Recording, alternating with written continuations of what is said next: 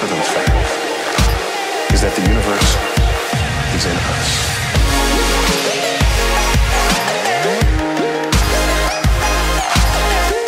DiehlGames here, and today we are back with Nate Y59 to do a summary of the Apple keynote, and we're just going to be briefly talking about the big thing that everybody really wants to know, and that is the iPad mini. Now, my predictions were pretty much spot on with this. I said it was going to be a 7.85-inch screen with the same specs essentially as the iPad 2, and I nailed it perfectly, except it was a 7.9-inch screen, so I was off by 0.05 inches. Nate, did you have any... That's a huge difference. Yeah, I know, right? Did you have any predictions that you didn't have correct? No, but I did predict that they wouldn't make it more than dual core. That it would still. Oh yeah. That's sort of a given with Apple. They'll switch to quad core when everybody else is at 16 core. Anyway, Right. So we have the 7.9-inch screen with a 1024 by 768 pixel resolution. Yeah. And that is 162 ppi, which is worse than that of the original Kindle Fire. And for comparison, the Kindle Fire had 169 ppi, so it's not that much, but that is a horrible ppi. You really don't want that. That's very bad. They did a rather poor job with their so-called Retina displays. That comes nowhere close to Retina, especially the way they define it. What do you think of their decisions on that? Wait, I don't get what you're asking. What do you think of them basically just lying about how their screens are Retina, even though that's way less dense than the standard? I'm just gonna play devil's advocate here. They didn't specify that it's true Retina. They just said Retina, so I don't think they're necessarily lying, even though they are. That's and true. I don't like them. But I mean,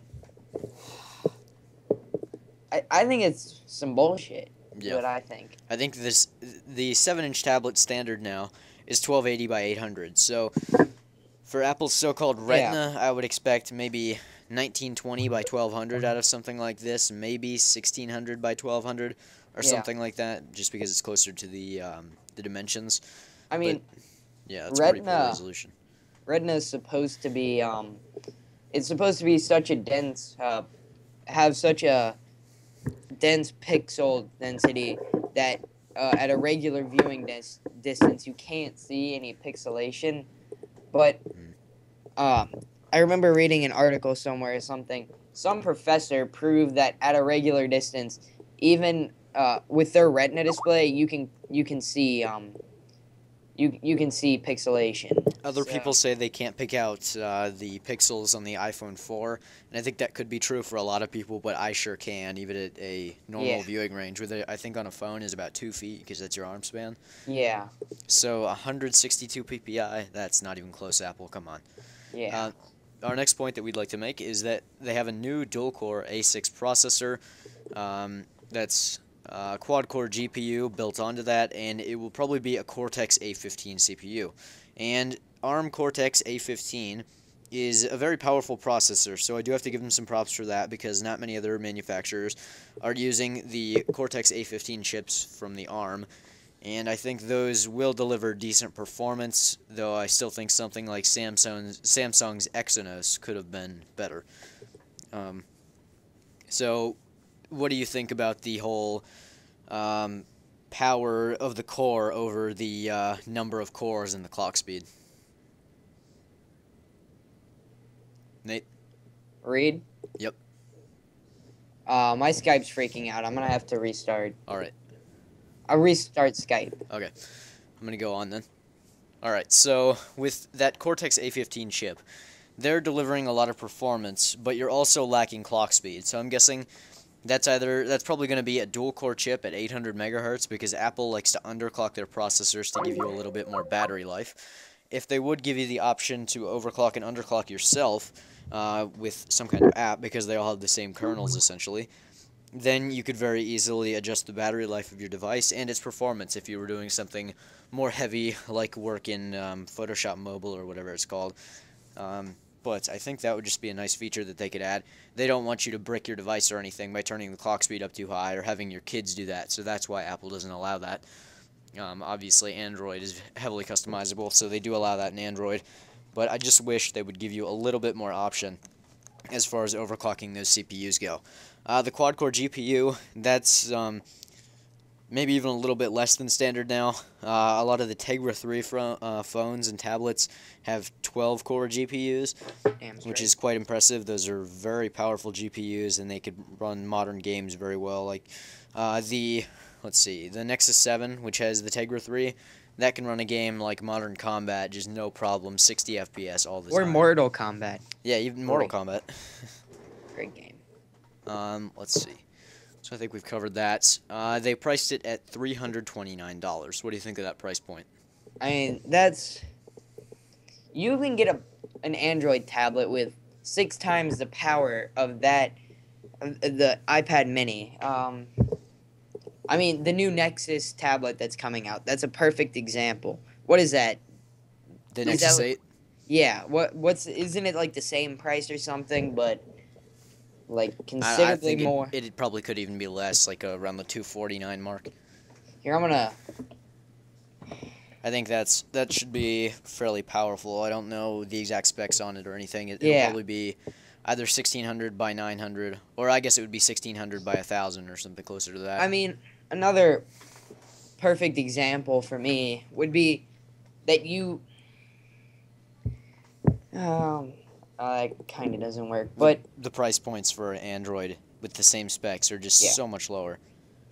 And going back to the dual core and stuff and the overclocking, I think another reason that Apple doesn't want you overclocking is because other people could profit from that, and I don't think Apple wants any chance of people profiting from changing their devices, like making that's a really good point, actually. Like making a paid app that would automatically jailbreak your iPad and allow you to overclock or underclock in order to save battery or whatever. I think Apple's completely opposed of people making money by changing their device. I know there was something about that came up a while ago, and there was a camera application which took control of the up power button. So basically you could hold your device and then you could hit the up power button to take a photo, which is a really nice feature. And Apple actually removed that from the App Store because they didn't want you to take advantage of a hardware in the way that it wasn't supposed to be originally used. So they're very controlling when it comes to their hardware. Yeah. And also, I think Apple is sort of shooting themselves in the foot when it comes to the iPad mini versus the iPod Touch, because the iPod Touch is a 4-inch screen with a worse processor. Though I think the iPod Touch actually has more pixels than the iPad. That's wow. Yeah. That's really funny. But the iPod Touch is $299, and then the tablet or the iPad comes in at $329. So for $30 more, you get those extra 5 inches, or not? No, 4 inches added onto the screen. So from 4 to 7.9 inches, that's quite a big difference, and I think people would be willing to pay those $30 extra to get the tablet with the better processor, even if they don't, because they probably won't care about the screen that much. That's just my opinion. I mean, and then if you're going with the 64 gigabyte iPod Touch, that costs more than the cheaper iPad Mini. Yeah. Which is kind of ridiculous. So their pricing just very strange. One final point I'd like to add, I guess, would be the thickness or thinness, as they call it now. I guess that because they just wanted to make it seem even more thin. How thin is it now? Is it like 6.9 millimeters or 7.6 or something? Yeah, something like that. I think it's probably 6.9 because the iPhone is 7.6. But at 6.9 millimeters, they still don't have it as thin as the thinnest phone in the world, which is actually a Chinese company called Oppo. But they have lied quite a bit about that with the iPhone. They say they have the thinnest phone in the world, which is blatantly untrue. And now I believe they've also said they have the thinnest tablet in the world, which is, again, blatantly untrue. Because I think the Chinese company ZTE has an extremely thin, like 4 millimeter tablet with better specs, actually. So I don't know where they're checking their facts. Probably just nowhere. They just invent their facts and they're good to go. There's probably like a microscopically sized fine print at the bottom. Facts cannot be reported to be as facts are not true.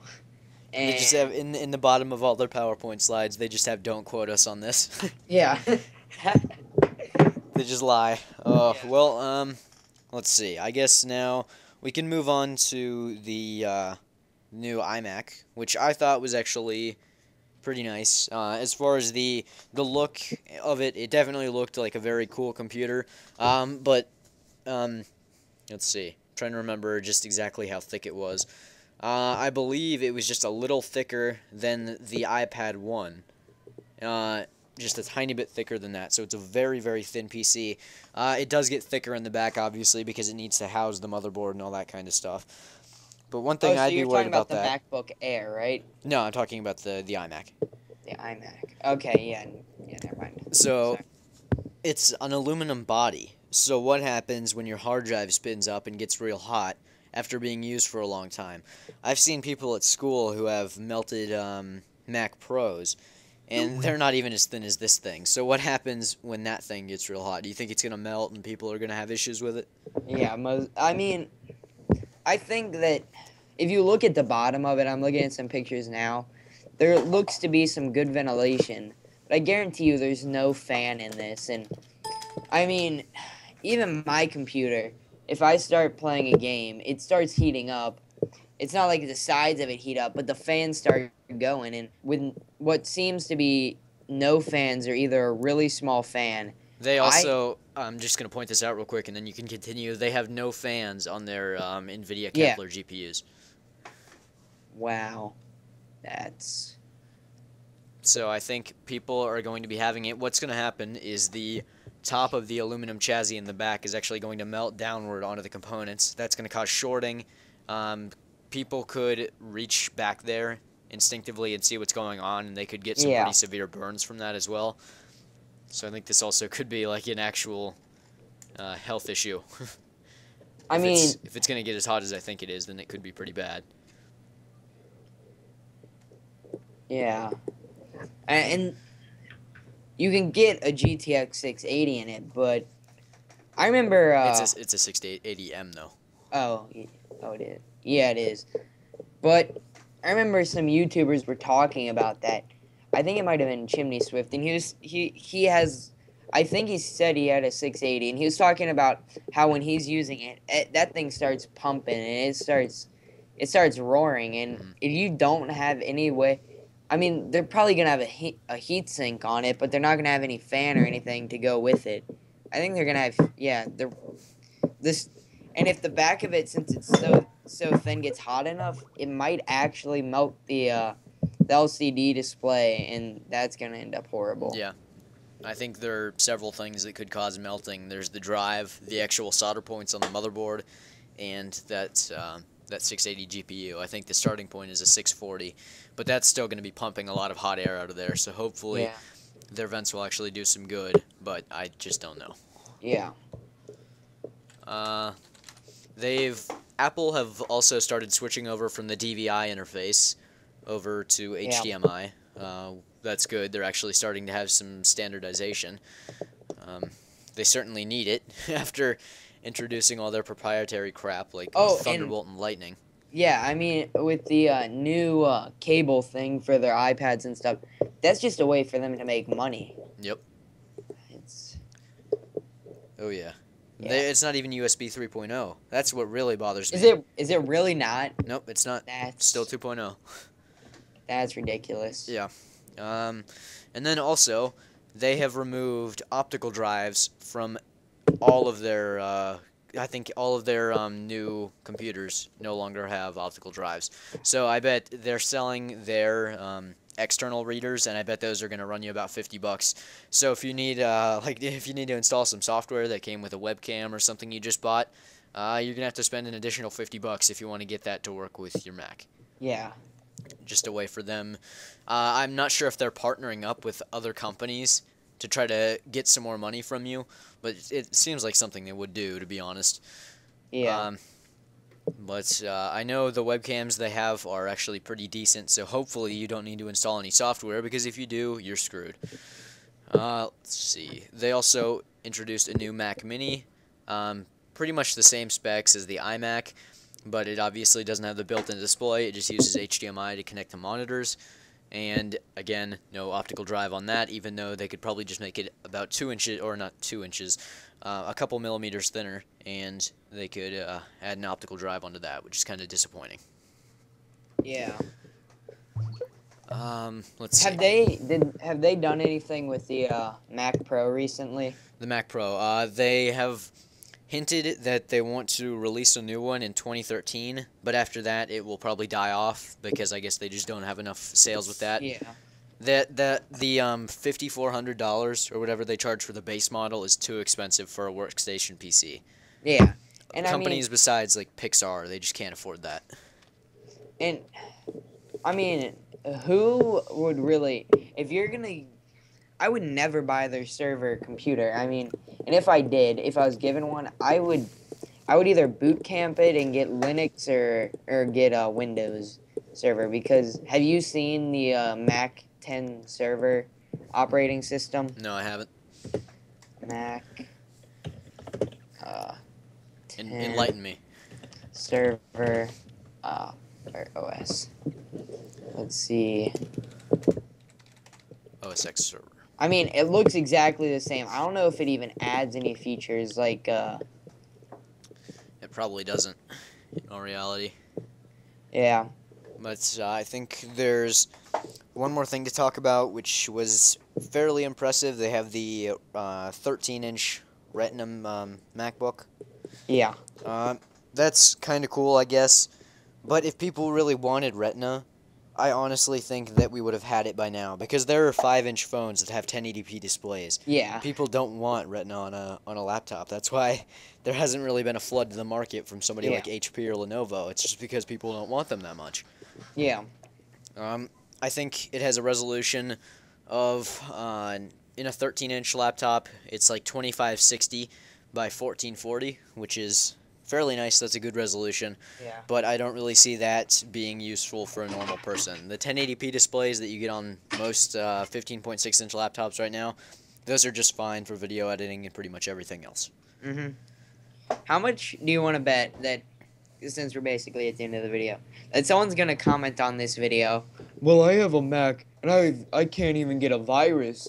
I can go and do whatever I want. Let's not even go into that. I God. rant about that in like every fourth DiehlGames video. Oh Lord. I mean, if somebody wanted to make a virus, they could easily destroy any Mac computer. Yep. There is just no reason to, because the actual good hackers, what they focus on doing is hacking into servers and stealing information and whatnot. And there are like probably 5 companies that actually use Mac servers, and they probably use them to freaking host porno or something. Like their company's secret stash of porno. That's the only reason I could see for having a Mac server. You just made me think of something, and that's they didn't include NFC in the iPhone 5. And the iPhone 5 is an extremely popular smartphone, obviously, nowhere near as popular as Android. But I bet it doesn't have NFC because they don't want people going around with other phones, tapping them against iPhones, and instantly transmitting a worm into the iPhone. Yeah. Because I think that worm can then spread between other iPhones. Because somebody with an Android device or a Windows OS device could just walk up with their NFC, touch an Apple device, and instantly infect it, and then just walk away as if nothing happened. Yeah. And that would be the start of a worm right there. So I don't know if Apple is trying to perfect their NFC to try to prevent that from happening or what. But I bet that's something that could happen because their security is so poor. Anyway, the final topic that I want to cover is the iPad 4, which is, it's kind of strange. I only expected the iPad mini today because the iPad, or the new iPad, the iPad 3, was just released about 6 months ago. Wait, didn't they say the iPad 3, it's not actually a numbered iPad, they just call it it's iPad? it's the new iPad. Yeah. All right. So then I don't know what they're calling this one, the newer iPad. But this one, iPad. it's essentially identical, except they have the A6X chip. That's it. Quite You know, literally. In something for Apple, I mean, if they want to get new customers, if they want to open to a bigger market, I think they need to come up with new designs, because the last time they did a new design was like in 2005 when they changed to the current version of the iMac. Alright, and to close off this video, I'd like to report the current Apple stock price. They are down $20 today, as I predicted they would be. They are at $613.36, which is a total loss of over $120 in the last month. Bye, guys. I'm stalking your mom. Stalking your mom. Stalking your mom. Let's see. All right, so you know when I don't know how my that song goes. Oh well. See you guys later.